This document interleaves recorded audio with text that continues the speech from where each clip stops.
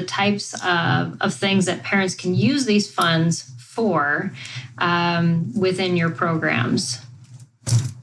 Well, I can speak specifically to the services that my daughter engages. When I took her from her public school setting, she literally told me she wanted to be in a dark room by herself and be sad for the rest of her life. Because she just could not succeed in public school in the setting that she was in. And she had a wealth of support in that school. Fast forward a year, she started equine therapy and competed in Special Olympics in front of 500 people at state level and took a gold medal. Equine therapy, she's on her way to being a horse trainer now. So she has tutors, she does theater dance, she does, any curriculum or widgets or sensory, when we're doing math and that's a stressful thing for her, she's got the slime going and the little punchy things going. And a lot of times working with her, it's easier to ask questions through a third party, if you will. So she'll bring a toy or a doll or whatever to the table. And those are her communicators. And so those are covered. So it's big things and little things. It's full-time ABA therapy. It's occupational therapy and, music therapy. She has a music therapist that comes and works with her. And it's kind of a combination of a therapeutic intervention and a music class. So she gets everything that she needs to learn the way that she learns. So, she may never sit down and take an SAT exam, but she can tell you what's important about the Constitution and why it's important that we have laws and rules and who makes those laws and rules. And she just finished drafting a bill and presenting it to legislators asking that they make a law that says everybody can have chocolate cake every day. Love that.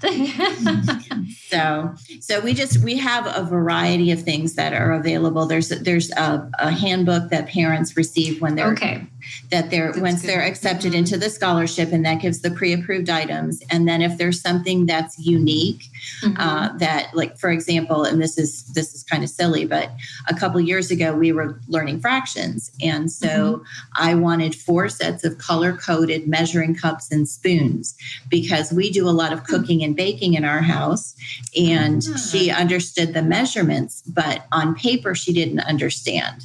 And so by taking the measuring cups and spoons to the table, I was able to give her the visual aid that she needed to learn fractions.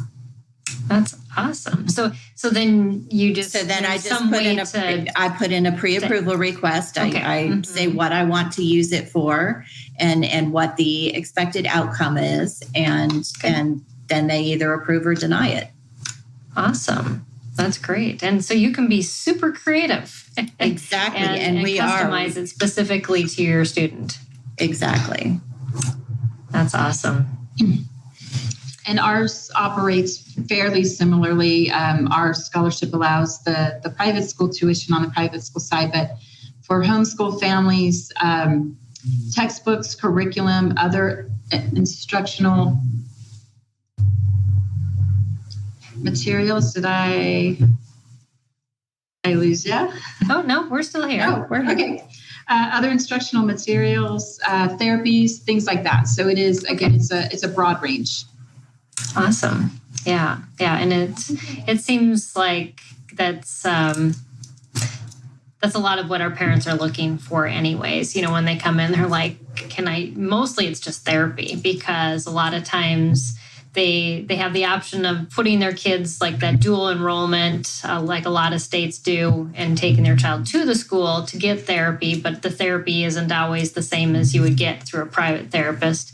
And but there's a limited amount of therapy that schools offer, like equine therapy. There aren't very many schools that offer that. No.